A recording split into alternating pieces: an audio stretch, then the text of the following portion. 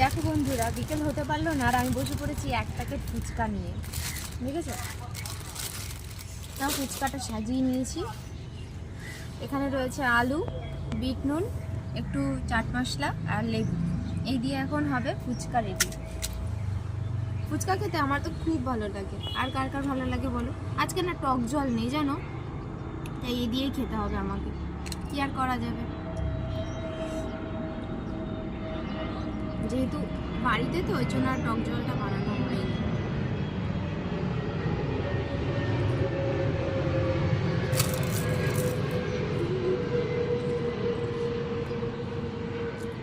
ফুচকাটা এত মজা হাতে ভেঙে গেছে।